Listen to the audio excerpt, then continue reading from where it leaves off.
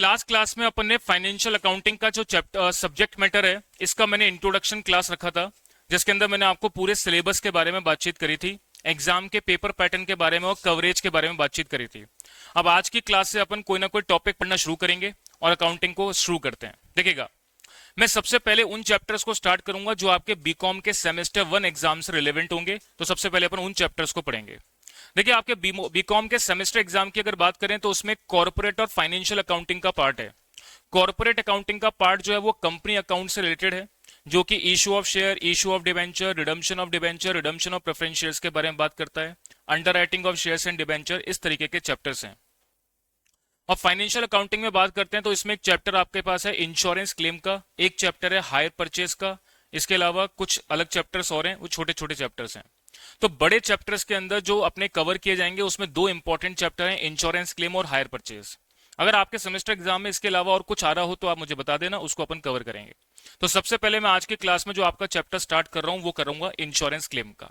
अब insurance claim का जो चैप्टर है मैं पढ़ाऊंगा कैसे, सीएमए के हिसाब से पढ़ाऊंगा, सीएम इंटरमीडिएट के कंटेंट के हिसाब से पढ़ाऊंगा, लेकिन आप इसमें पढ़ेंगे तो आप बीकॉम का सब कुछ कवर कर पाएंगे। चलिए स्टार्ट करते हैं, हेडिंग लगाएंगे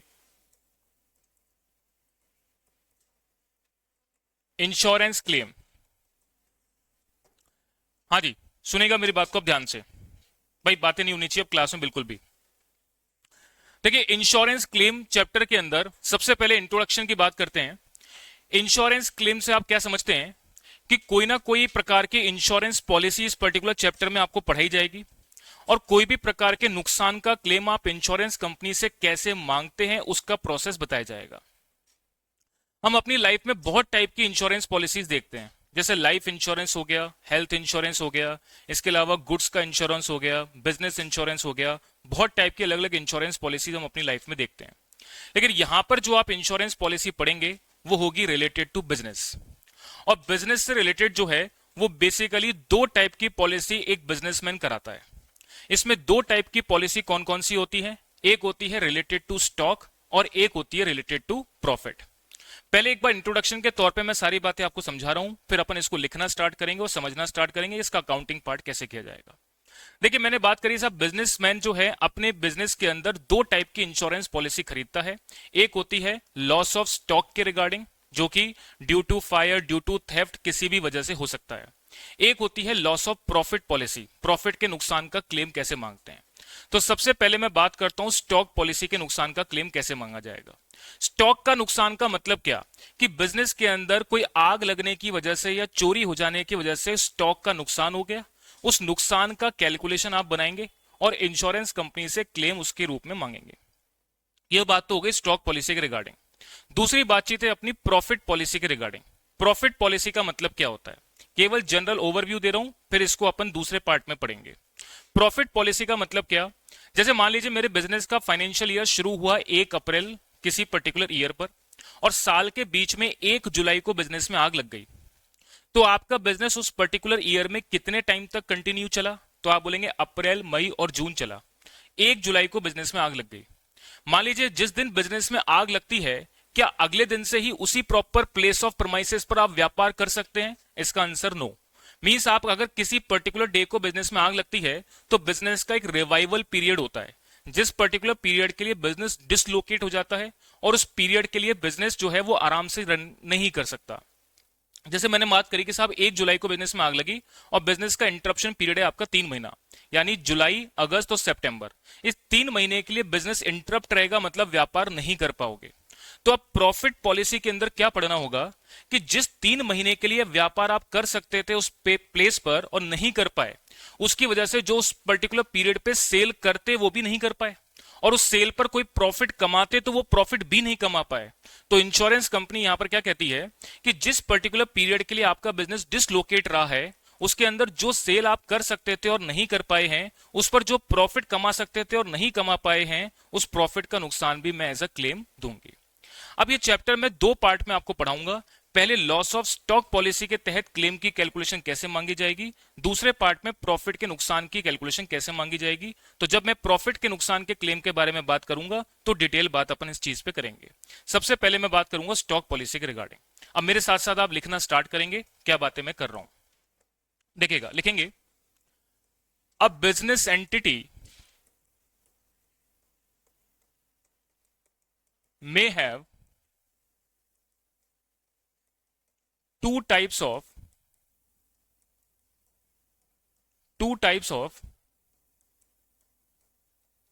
insurance policy. Number one, loss of stock, या इसको आप लिखेंगे claim for loss of stock due to fire, और number two, claim for loss of profit due to dislocation of the business, dislocation of business. तो इस chapter को मैं आपको दो पार्ट में पढ़ाऊंगा। एक होगा आग लगने की वजह से स्टॉक के नुकसान का क्लेम आप इंश्योरेंस कंपनी से कैसे मांगेंगे। दूसरा कि बिजनेस के डिसलोकेट हो जाने की वजह से जो प्रॉफिट का नुकसान हुआ उसका क्लेम आप इंश्योरेंस कंपनी से कैसे मांगेंगे। चलिए सबसे पहले एक एक करके बात करते हैं। सबसे पहले हम बात करेंगे claim for loss of stock due to fire. तो पहली हेडिंग लगाएंगे point number A, claim for loss of stock due to fire. चलिए सुनना आप ध्यान से पहले इसके बारे में देखिएगा। मान लीजिए बिजनेस के अंदर किसी भी पर्टिकुलर डेट पर आग लग जाती है। आग लग जाने की वजह से आपके बिजनेस के अंदर जो भी स्टॉक होगा वो जल जाएगा, मींस उसका नुकसान हो जाएगा। अब आप उस नुकसान का पहले तो ये पता लगाएंगे कि मेरा नुकसान कितना हुआ। तो एक नोट प्रिपेयर करते हैं। जनरली बिजनेसमैन क्या करेगा, नोट प्रिपेयर करेगा, जिसके तहत वो ये पता लगाएगा कि आग लगने के समय पर मेरे पास कितना स्टॉक अवेलेबल था, उसमें से कितना स्टॉक जल गया और कितना स्टॉक मैंने जलने से बचा लिया। तो जो जल गया या नुकसान हो गया उसका एक पर्टिकुलर नोट बनाया जाएगा। नोट के थ्रू आप ये आइडेंटिफाई करेंगे कि साहब मेरे पास नुकसान स्टॉक का कितना हुआ। आपको नुकसान पता लग गया, अब आप इंश्योरेंस कंपनी से जाकर के उसको क्लेम के रूप में मांग लोगे। तो अब देखो मैं क्या बातचीत कर रहा हूं। देखिए लिखेंगे on the date of fire, on the date of fire a businessman or a trader prepare a note for valuation of stock, for valuation of stock on the date of fire and claim lodge with the insurance company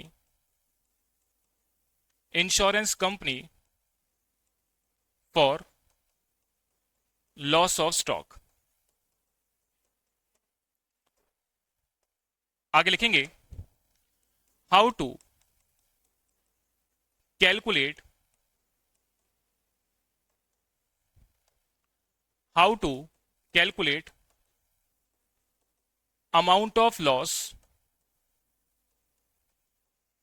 on the date of fire।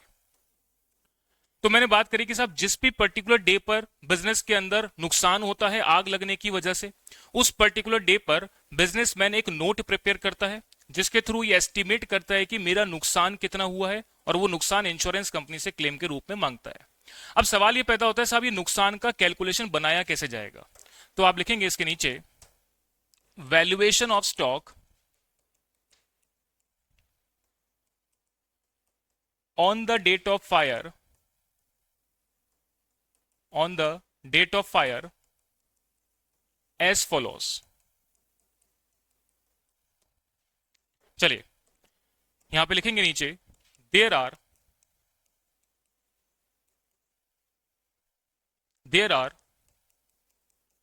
two type of stock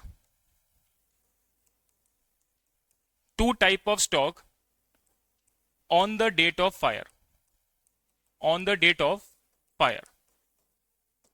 पहला part मैंने कहा, एक stock business के अंदर होता है countable nature का, एक स्टॉक बिजनेस के अंदर होता है काउंटेबल नेचर स्टॉक,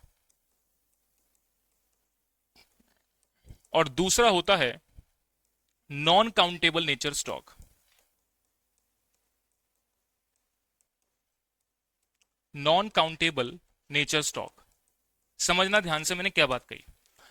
अब आप कैलकुलेशन किस चीज की बनाएंगे कि आग लगने के समय पर आपके प्रमाइसेस में जो स्टॉक का नुकसान जलने की वजह से हुआ है वो कितना हुआ है। तो किसी भी बिजनेस के अंदर स्टॉक जो है वो दो टाइप का पाया जाता है, एक तो होता है काउंटेबल नेचर स्टॉक और एक होता है नॉन काउंटेबल नेचर स्टॉक। दोनों की कैलकुलेशन को करने का तरीका डिफरेंट है। जो हमको एग्जाम में पूछा जाता है या जिसके लिए कैलकुलेशन बनाई जाती है वो होता है नॉन काउंटेबल नेचर स्टॉक, क्योंकि काउंटेबल नेचर स्टॉक के केस में नुकसान का कैलकुलेशन बनाने की जरूरत ही नहीं है।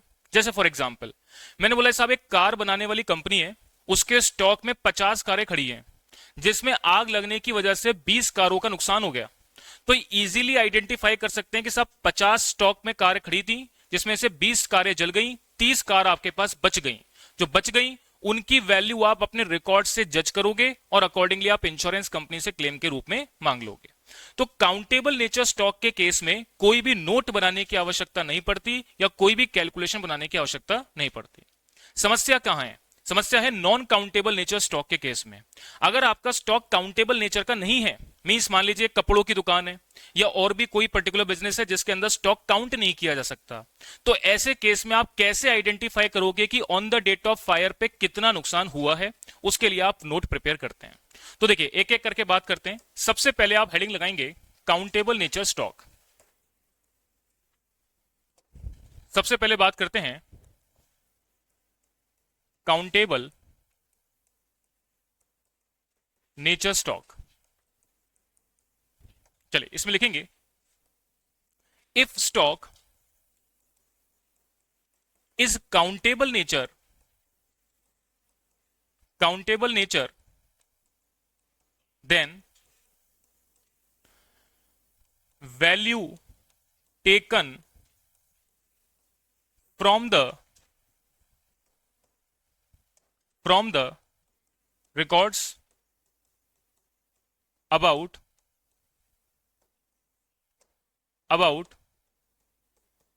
loss of stock and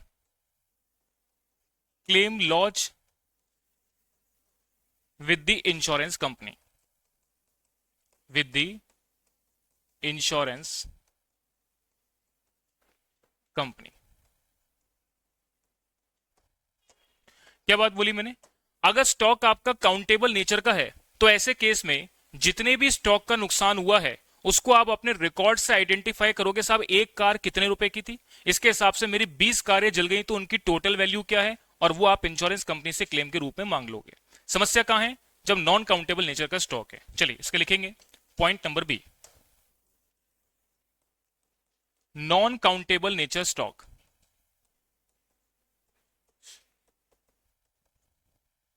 nature stock, चलिए इसमें लिखेंगे आप if stock is non countable nature और can not be physically verified, cannot be physically verified, cannot be physically verified, then trader or businessman, trader or businessman prepare a note on the date of fire,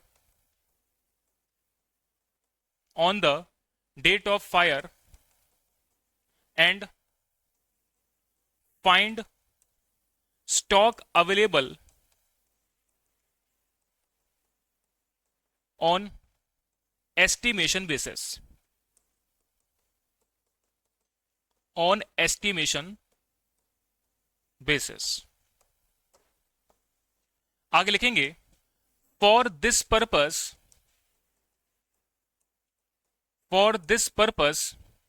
trader prepare a memorandum trading account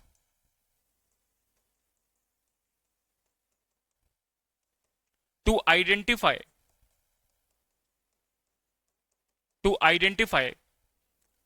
how many stock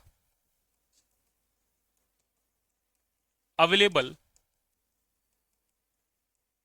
on the date of fire, on the date of fire। चलिए देखिए, मैंने आपको यहां पर क्या बातचीत कही समझना। मैंने आपको बात करी कि साहब जिस भी पर्टिकुलर डे पर बिजनेस के अंदर आग लगने की वजह से नुकसान होता है, बिजनेसमैन का काम क्या है, उस डे पर एक नोट प्रिपेयर करना और उससे आइडेंटिफाई करना कि कितने स्टॉक का नुकसान हुआ है। तो काउंटेबल नेचर के केस में तो कुछ आपको काउंट करने की जरूरत ही नहीं, कुछ आपको नोट बनाने की जरूरत ही नहीं है। डायरेक्टली आइडेंटिफाई या फिजिकली वेरीफाइड आप कर सकते हो कि कितने स्टॉक का नुकसान हुआ, उसकी वैल्यू आप रिकॉर्ड से चेक करोगे और उतना अमाउंट ऑफ क्लेम आप इंश्योरेंस कंपनी से मांग लोगे। समस्या यह है कि जब नॉन काउंटेबल नेचर स्टॉक है, ऐसे केस में आपको एक नोट बनाना पड़ेगा और उससे आइडेंटिफाई करना पड़ेगा कि on the date of fire आपके पास कितना स्टॉक अवेलेबल था, जिसमें से कितना स्टॉक बच गया और कितना नुकसान हुआ है जिसका क्लेम आप इंश्योरेंस कंपनी से मांगोगे। अब नॉन काउंटेबल नेचर स्टॉक के केस में जो नोट बनाया जाता है, उस नोट का नाम मैंने क्या बताया, memorandum trading account.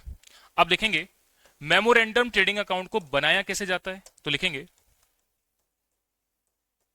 Memorandum trading account. अच्छा, एक बात को समझना मेरी यहां पर, एक होता है एक्चुअल ट्रेडिंग अकाउंट और एक वर्ड मैंने यूज किया memorandum trading account. Actual trading account कब बनाया जाता है, at the end of the financial year बनाया जाता है। मींस 31 मार्च को आप फाइनल अकाउंट जब प्रिपेयर करते हैं तब एक्चुअल ट्रेडिंग अकाउंट बनाते हैं। मेमोरेंडम ट्रेडिंग अकाउंट का मतलब यह है कि साल के बीच में किसी भी पॉइंट ऑफ टाइम पर आप अपने बिजनेस की पोजीशन पता लगाना चाहते हैं या इनकम स्टेटमेंट के थ्रू इनकम जानना चाहते हैं, तो साल के बीच में कोई भी प्रकार का अकाउंट बनाओगे तो उसे मेमोरेंडम की कैटेगरी में मैं डिवाइड करूंगा। तो क्योंकि जो आग लग रही है वो साल के बीच में कहीं ना कहीं लग रही है, तो ये जो आप जानना चाहेंगे estimated value of closing stock, वो किसके थ्रू जानेंगे, मेमोरेंडम ट्रेडिंग अकाउंट बना करके। चलिए अब कैसे बनाते हैं उसको लेकर के बात करता हूं, देखिएगा।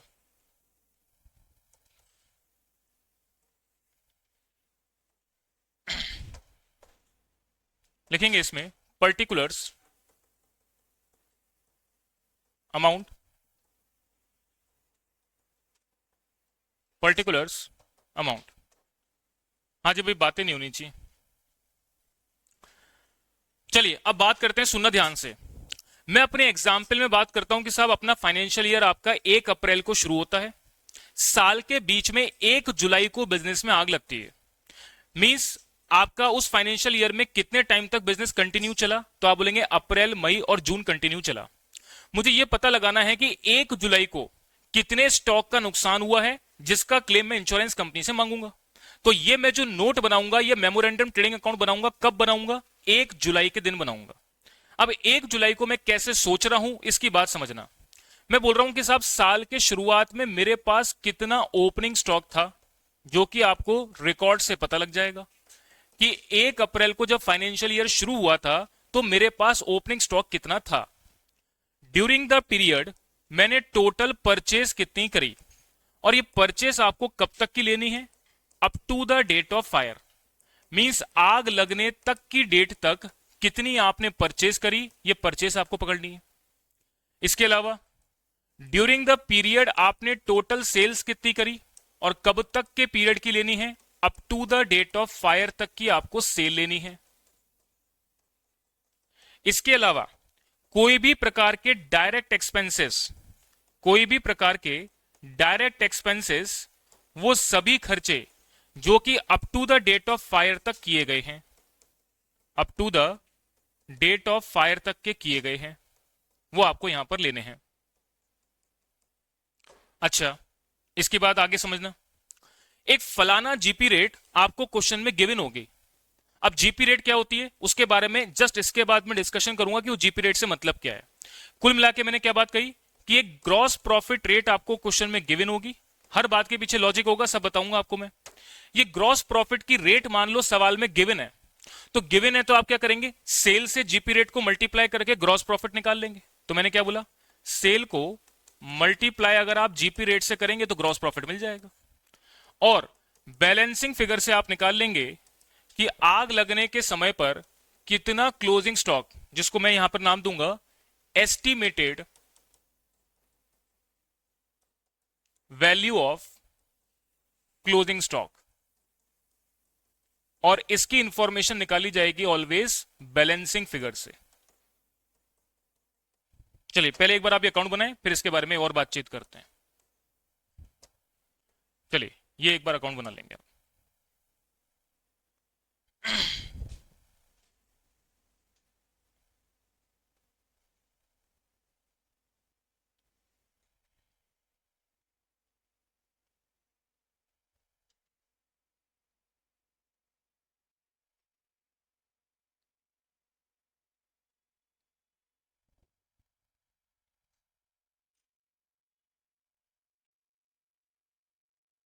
चलिए सुनना ध्यान से, मैंने क्या बातचीत करी है। देखिए मैंने कहा साहब ये नोट बिजनेसमैन या ट्रेडर कब प्रिपेयर करता है, 1 जुलाई, जिस पर्टिकुलर डे को बिजनेस में आग लगी तब प्रिपेयर करता है।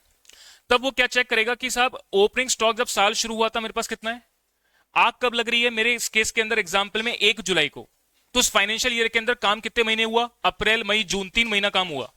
तो इसका मतलब ओपनिंग स्टॉक के बाद इस 3 महीने में up to the date of fire तक की परचेस कितनी की गई है, up to the date of fire तक की सेल कितनी की गई है, up to the date of fire तक के खर्चे कितने किए गए। ये बात क्लियर हो गई। अब सवाल ये पैदा होता है साहब जीपी रेट कौन सी लेंगे, तो जनरली जीपी रेट कब निकाली जाती है, at the end of the financial year निकाली जाती है, जब आप एक्चुअल ट्रेडिंग अकाउंट बनाते हैं। बट क्योंकि साल के बीच में आग लगी है तो कौन सा जीपी रेट पकड़ोगे, तो मैं बता दूं यहां पर वो जीपी रेट कैसे निकाला जाएगा, इसके बाद में अलग एक दूसरे स्टेप में आपको इसके बाद बताऊंगा वो जीपी रेट को निकालना कैसे है। आप अभी के लिए क्या समझोगे कि जीपी रेट की इंफॉर्मेशन सवाल में गिवन होगी, तो आपको करना क्या होगा, सेल को उस जीपी रेट से मल्टीप्लाई करोगे तो ग्रॉस प्रॉफिट मिल जाएगा, और बैलेंसिंग फिगर से आप निकालोगे कि कितना estimated value of closing stock at the time of fire आपके प्रीमाइसेस में अवेलेबल है। तो हमेशा जब भी मेमोरेंडम ट्रेडिंग अकाउंट बनाया जाएगा तो ऑलवेज बैलेंसिंग फिगर से क्या निकलेगा, estimated value of closing stock, जो 1 जुलाई को आग लगने के समय पर आपके प्रीमाइसेस में अवेलेबल था। तो क्या आपको मेरी बात समझ आ गई वाली? चलो अब मेरी बात को सुनना। ये नोट कब बनाया जा रहा है, जब स्टॉक नॉन काउंटेबल नेचर का है। जब काउंटेबल नेचर का स्टॉक है तो उस केस में कुछ करना ही नहीं। नॉन काउंटेबल नेचर स्टॉक के केस में आप ये मेमोरेंडम ट्रेडिंग अकाउंट बनाएंगे। क्या आपको मेरी बात क्लियर होगी? चलिए अब सवाल ये पैदा होता है कि साहब ये ग्रॉस प्रॉफिट सर कौन सी लेनी है, कैसे पता चलेगा, तो उसके लिए मैं बात करूंगा नेक्स्ट पॉइंट पर। अब आगे लिखेंगे, आप लिखेंगे determination of gross profit rate. अब ग्रॉस प्रॉफिट रेट को निकाला कैसे जाएगा, इसको लेकर के मैं बात कर रहा हूं। लिखेंगे there are 3 methods by which we can calculate GP rate for this purpose। यानी मेमोरेंडम ट्रेडिंग अकाउंट बनाने के लिए जीपी रेट को निकालने के 3 तरीके बताए गए हैं। कैसे कैसे देखिएगा, पहले ये तीनों तरीके मैं आपके सामने बता देता हूं, फिर इसको अपन लिखेंगे। सुनो ध्यान से। जीपी रेट को लेकर के 3 तरीके से सवाल में इंफॉर्मेशन गिवन होगी। या तो सवाल में वो डायरेक्टली बता देगा कि कितनी जीपी रेट आपको लेनी है, अगर वो बता देगा तो वो जीपी रेट आप कंसीडर कर लोगे। अगर नहीं बताएगा तो वो पिछले साल का एक्चुअल ट्रेडिंग अकाउंट बनाने से रिलेटेड इंफॉर्मेशन देगा। बोलेगा साहब पिछले साल का ट्रेडिंग अकाउंट बनाओ, पिछले साल का ट्रेडिंग अकाउंट बना करके जीपी रेट निकालो, वही जीपी रेट करंट ईयर के लिए आपको कंसीडर करना है। भाई करंट ईयर में एक्चुअल जीपी रेट कब निकालोगे, at the end of the financial year.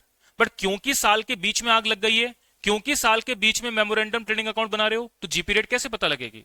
तो ऐसे केस में सवाल में ये कहेगा पिछले साल का एक्चुअल ट्रेडिंग बनाओ, वहां से एक्चुअल जीपी रेट निकालो, वही करंट ईयर के लिए कंसीडर की जाएगी। तो 2 बातें मैंने क्या बोली, या तो सवाल में डायरेक्टली जीपी रेट दे देगा तो कंसीडर कर लो, या आपको पिछले साल का एक्चुअल ट्रेडिंग अकाउंट बनाने से रिलेटेड इंफॉर्मेशन देगा तो उसको बनाना है और जीपी रेट निकालना है। क्या आपको मेरी बात क्लियर होगी? तीसरी बात कहेगा कि साहब आप अपने बिजनेस के अंदर पिछले 5 साल के जीपी रेट पकड़ो, उनका एवरेज कंसीडर कर लो। वो एवरेज जीपी रेट जो आप मेमोरेंडम ट्रेडिंग अकाउंट बनाओगे उसके लिए कंसीडर की जाएगी। तो 3 प्रकार से इंफॉर्मेशन में क्या बोला, या तो सवाल में इंफॉर्मेशन देगा, या पिछले साल के ट्रेडिंग अकाउंट से जीपी रेट निकालनी है, या आपको पिछले 3, 4 या 5 सालों का एवरेज जो भी जीपी रेट देगा उसका एवरेज जीपी रेट आपको कंसीडर करना है। क्या आपको मेरी बात क्लियर होगी? चलिए अब इस बात को लिख लेते हैं। पहले केस में लिखेंगे if GP rate is given in the question,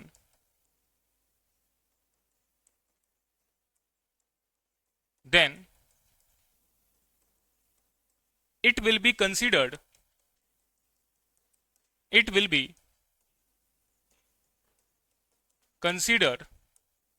as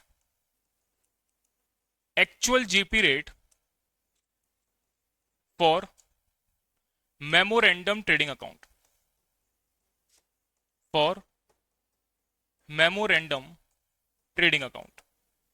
Number 2, if GP rate is not given in the question, then information given about preparation of actual trading account of last financial year, actual trading account of last financial year,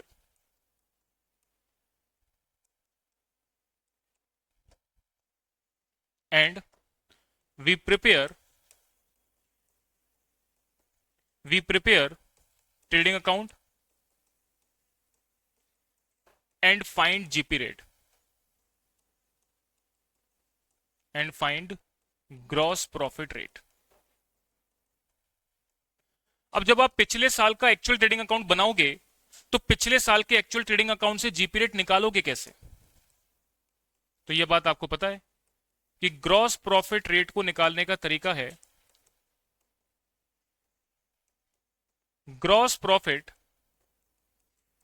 of last financial year divided by sales of last financial year multiply 100। चलिए इस बात को note कर लेंगे।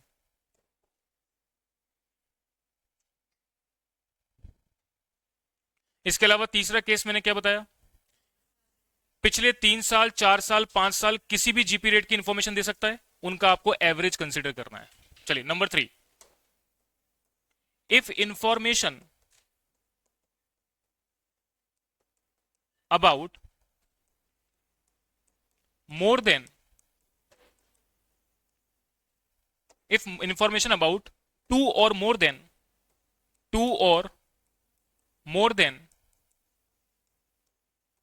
GP rate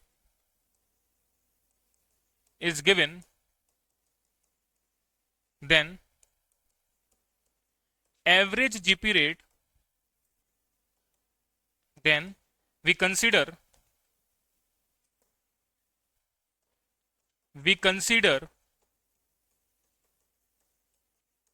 average GP rate for this purpose,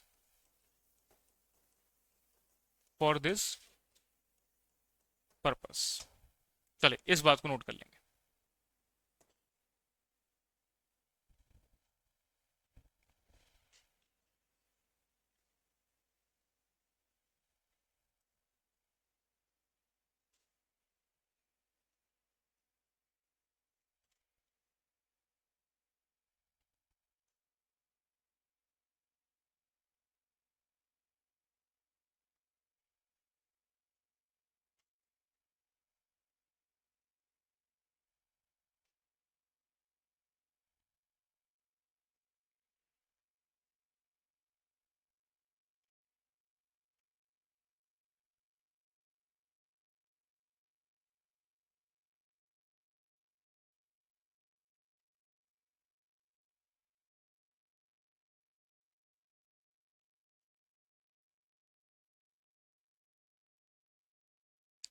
चलिए यहां तक की बात नोट कर लिया आपने।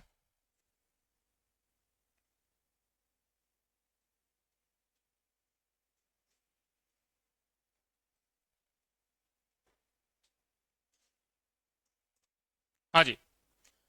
तो देखिए मैंने यहां पर क्या बात कही, आप एक नोट प्रिपेयर करते हैं कब, नॉन काउंटेबल नेचर स्टॉक के केस में कब करते हैं, on the date of fire. और वो जो नोट प्रिपेयर करेंगे उसका नाम क्या है, memorandum trading account. Memorandum trading account बना करके बैलेंसिंग फिगर से क्या निकालेंगे, estimated value of closing stock. और उस मेमोरेंडम ट्रेडिंग अकाउंट बनाने के लिए जो आप जीपी रेट कंसीडर करोगे, उस जीपी रेट की कैलकुलेशन के 3 मैक्सिमम तरीके क्वेश्चन में दे सकता है। कैसे देगा उसके बारे में अपन ने बातचीत कर ली।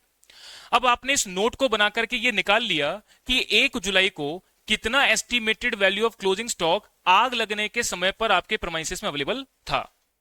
अब 1 जुलाई को मान लीजिए बिजनेस में आग लग रही है, तो उस वक्त अपन क्या करेंगे, देखते रहेंगे क्या, नहीं, कोशिश करेंगे आग को बुझाने की। तो जनरली बिजनेसमैन क्या करता है, 1 जुलाई को जिस पर्टिकुलर डे पर आग लगी है उस वक्त वो कुछ स्टॉक को जलने से बचाने की कोशिश करता है। जो स्टॉक वो जलने से बचा लेता है उसको मैं स्टॉक साल्वेज के रूप में बोलूंगा। क्या इंश्योरेंस कंपनी को जो स्टॉक जलने से बचा लिया गया है उस पर क्लेम देना चाहिए, नहीं। तो मान लीजिए मैंने बोला मेरा 1 लाख रुपए के स्टॉक का नुकसान हुआ, या सॉरी 1 लाख का स्टॉक आपका प्रेमाइसिस में at the time of fire available था, जिसमें से मैंने 20,000 का स्टॉक जलने से बचा लिया।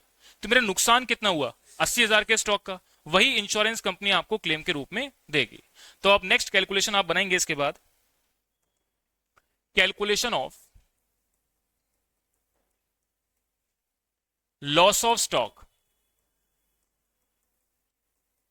Due to fire.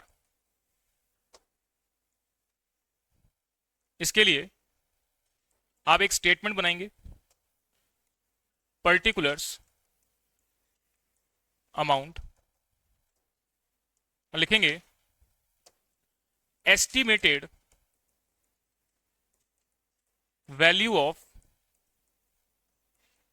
Closing stock as per memorandum trading account. और इस स्टॉक में से जो स्टॉक आपने जलने से बचा लिया, मींस स्टॉक साल्वेज, उसको आप लेस कर देंगे और बाकी का नुकसान आपका क्या कहलाएगा, लॉस ऑफ स्टॉक। ये नुकसान आपका कहलाएगा लॉस ऑफ स्टॉक। चलिए इस बात को नोट कर लें।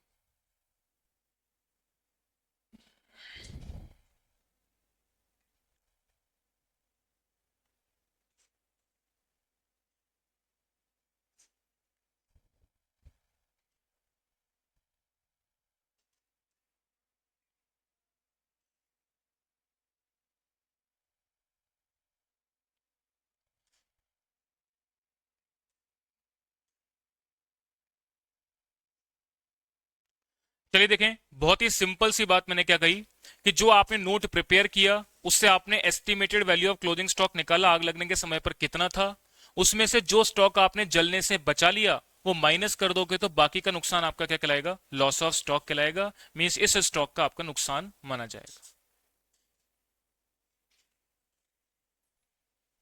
चलिए ये बात क्लियर होगी सभी को। अब आपने यहां तक की बात क्या सीखी कि हमने एक नोट बना करके ये चेक कर लिया कि हमारा नुकसान एक्चुअल में है कितना। अब आप उस नुकसान का गणित लेकर के इंश्योरेंस कंपनी के पास क्लेम मांगने जाओगे। आपने जनरली ये बात सुनी होगी कि साहब इंश्योरेंस कंपनी से जब हम क्लेम मांगने जाते हैं तो इंश्योरेंस कंपनी संपूर्ण अमाउंट का क्लेम नहीं देती, कुछ ना कुछ कम देती है। उसका क्या लॉजिक है, तो जब भी कोई हम इंश्योरेंस कंपनी से क्लेम मांगने जाते हैं तो क्लेम मांगने से पहले हम कोई ना कोई पॉलिसी करवाते हैं। अब ये आपके पास कितना क्लेम आपको इंश्योरेंस कंपनी के द्वारा दिया जाएगा, ये इस बात पर डिपेंड करेगा कि आपने पॉलिसी कितने अमाउंट की करवा रखी है। Means amount of claim insurance company के द्वारा जो दिया जाना है वो पॉलिसी अमाउंट से कंपेयर करके निकाला जाएगा।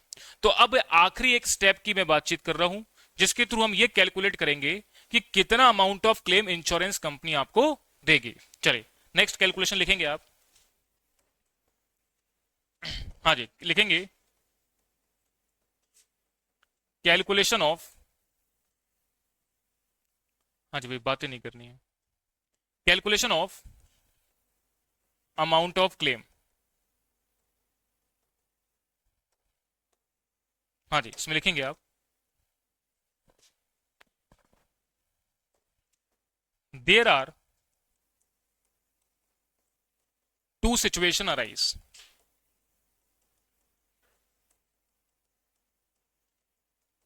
For amount of claim, amount of claim मांगने की दो सिचुएशन यहां पर बनती हैं. Number one, if policy amount is equal to और more than the estimated value of closing stock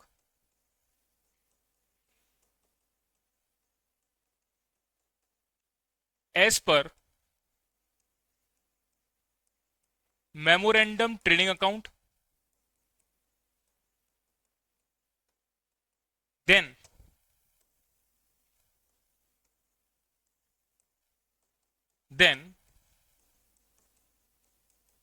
entire amount of loss of stock will be amount of claim, will be amount of claim. Number two, if policy amount is less than the if policy amount is less than the estimated value of closing stock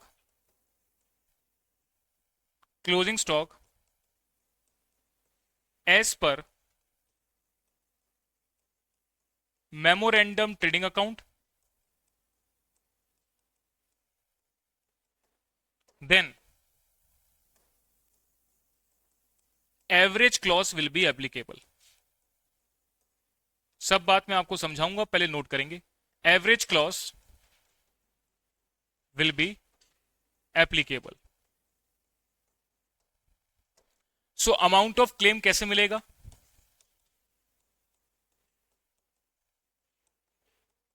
amount of claim मिलेगा जो भी नुकसान हुआ है उसका complete claim आपको तब मिलता जब आप policy estimated value of closing stock के बराबर कराते. लेकिन अगर आपने पॉलिसी कम ले रखी है तो प्रोपोर्शनेटली आपको अमाउंट ऑफ क्लेम भी कम मिलेगा. चलिए, यहां तक की बात एक बार आप नोट कर लेंगे.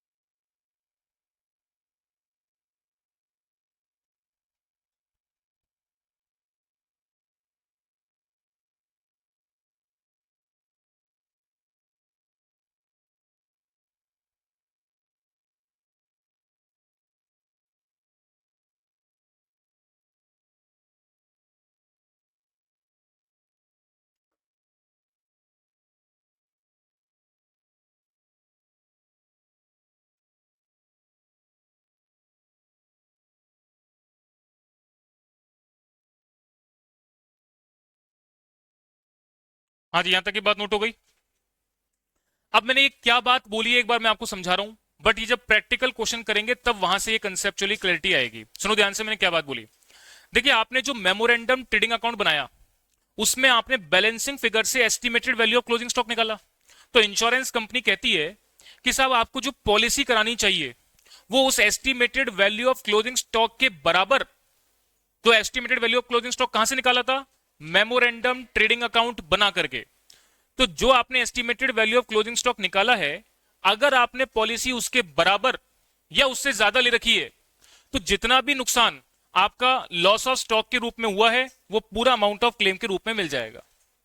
तो जो आपने लॉस ऑफ स्टॉक ऊपर निकाला था, जितना भी नुकसान हुआ है पूरा अमाउंट ऑफ क्लेम के रूप में मिल जाएगा।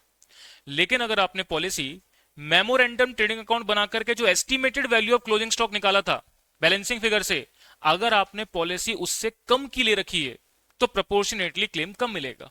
क्या मतलब हुआ? अगर आपको जो नुकसान का क्लेम आप मांगने जा रहे हो, इस कंप्लीट अमाउंट का क्लेम तब मिलता जब आप policy estimated value of closing stock के बराबर कराते, पर क्योंकि आपने पॉलिसी इस अमाउंट से कम करा रखी है, तो जितनी कम करवा रखी है उस प्रोपोर्शन में लॉस ऑफ स्टॉक का नुकसान भी क्लेम के रूप में कम मिलेगा। अब ये बात की क्लैरिटी मैं आपको एक प्रैक्टिकल एग्जांपल क्वेश्चन के थ्रू समझाऊंगा, तब इसकी अंडरस्टैंडिंग क्रिएट होगी। बट आपको सिर्फ अभी केवल क्या बात ध्यान रखनी है, पॉलिसी अमाउंट का अमाउंट ऑफ क्लेम का कैलकुलेशन कैसे बनाओगे कि मेमोरेंडम ट्रेडिंग अकाउंट बना के जो estimated value of closing stock है उसके बराबर या उससे ज्यादा की पॉलिसी ले रखी है तो पूरा नुकसान का क्लेम मिल जाएगा। अगर estimated value of closing stock से कम की पॉलिसी ले रखी है तो क्लेम भी प्रोपोर्शनेटली कम मिलेगा। क्या आपको मेरी बातचीत समझ आ गई क्या? चलिए, अब आज की इस क्लास के अंदर मैंने क्या बातचीत पढ़ाई है, सारी बातों को मैं रिपीट करता हूं, फिर अपन आज की क्लास को समअप करेंगे। तो आप पहला पेज निकाल लो।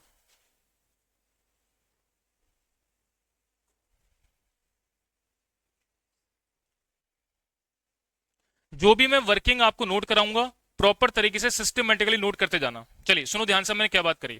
आज की क्लास में मैंने आपको इंश्योरेंस क्लेम का एक चैप्टर स्टार्ट करा। मैंने आपको बताया यहां पर जो इंश्योरेंस कंपनी से आप क्लेम की कैलकुलेशन मांगोगे वो एक बिजनेस पर्सपेक्टिव से पढ़ोगे। बिजनेस पर्सपेक्टिव से एक बिजनेसमैन या ट्रेडर दो टाइप की इंश्योरेंस पॉलिसी इंश्योरेंस कंपनी से खरीदता है। एक है लॉस ऑफ स्टॉक पॉलिसी और एक कहलाती है लॉस ऑफ प्रॉफिट पॉलिसी। इस चैप्टर को मैं आपको दो पार्ट में पढ़ाऊंगा। लॉस ऑफ स्टॉक पॉलिसी को सेपरेट पढ़ेंगे, प्रॉफिट पॉलिसी को सेपरेट पढ़ेंगे। सबसे पहले मैंने स्टार्ट करा loss of stock policy. Loss of stock policy का मतलब क्या कि आग लगने की वजह से अगर स्टॉक का जो नुकसान होता है उस नुकसान का क्लेम आपको इंश्योरेंस कंपनी से कैसे मांगना है। तो यहां पर मैंने बात करी कि साहब किसी भी बिजनेसमैन के पास दो टाइप का स्टॉक पाया जाता है, एक काउंटेबल नेचर स्टॉक, एक non countable nature stock. Countable nature के स्टॉक में केस में कोई भी नोट प्रिपेयर करने की आवश्यकता नहीं है। आप फिजिकली वेरीफाइड कर सकते हो कि कितने स्टॉक का नुकसान हुआ है। एग्जाम्पल के रूप में मैंने बताया एक कंपनी के कार के स्टॉक में 50 कारें खड़ी हैं, 20 कार जल गई, 30 कार बच गई। तो फिजिकली वेरीफाइड किया जा सकता है कि कितने स्टॉक का नुकसान हुआ है। उसकी वैल्यू आप रिकॉर्ड से चेक करोगे और इंश्योरेंस कंपनी से उसकी वैल्यू को क्लेम के रूप में मांग लोगे। तो उसमें कोई कॉम्प्लिकेशन नहीं है, मींस कोई कैलकुलेशन पार्ट नहीं बनता। प्रॉब्लम कहां है? जब नॉन काउंटेबल नेचर स्टॉक की बात की जाती है। तो नॉन काउंटेबल नेचर स्टॉक में आपको नहीं पता कि कितने स्टॉक का नुकसान हुआ है।